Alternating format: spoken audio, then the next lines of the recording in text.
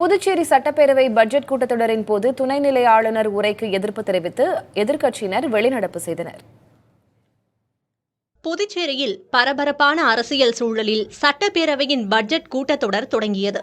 துணைநிலை ஆளுநர் CP ராதாகிருஷ்ணன் உரையாற்ற தொடங்கிய போது மத்திய பட்ஜெட்டில் புதுச்சேரிக்கு எந்தவித நிதியும் ஒதுக்கவில்லை என திமுக, காங்கிரஸ் சட்டமன்ற உறுப்பினர்கள் விமர்சித்தனர்.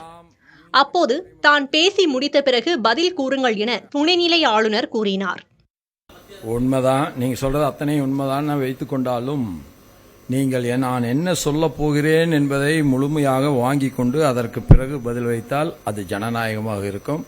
ஆகவே தயவுசெய்து அமர்ந்து நான் என்ன உரையாற்றப் போகிறேன் என்பதை உன்னிப்பாக கேளுங்கள். தவறுகள் இருந்தால் சுட்டிக்காட்டுங்கள், அதை ஆளுங்கட்சி திருத்திக் கொள்ளட்டும். அதே போல உங்களிடத்தில் மிக அற்புதமான சில சிந்தனைகள் இருந்தால் அதையும் எடுத்து வைத்துக் கொள்ளுங்கள். அந்த எடுத்து வைக்கின்ற சிந்தனைகளை அவர்கள் ஏற்றுக்கொள்ளப்பட்டும். அதுதான் ஜனநாயகமாக இருக்கும். தயவு செய்து அமருங்கள். நான் என்னுடைய உரையை துவங்குகிறேன். புதுச்சேரியில் தனிநபர் வருமானம் கடந்த ஆண்டை விட 7.61 விழுக்காடு வளர்ச்சியடைந்துள்ளதாக CP ராதாகிருஷ்ணன் தெரிவித்தார். அரசின் திட்டங்களையும் அவர் எடுத்துரைத்தார். அப்போது எந்த திட்டங்களையும் நிறைவேற்றாமல் ஆளுநர் உரை வாசிக்கப்படுவதாக கூறி எதிர்க்கட்சி சட்டமன்ற உறுப்பினர்கள் வெளிநடப்பு செய்தனர். தொடர்ந்து துணைநிலை ஆளுநர் உரையாற்றிய நிலையில் சட்டப்பேரவை பட்ஜெட் கூட்டத்தொடர் 11 நாட்கள் நடைபெறும் என்று சபாநாயகர் செல்வம் தெரிவித்தார்.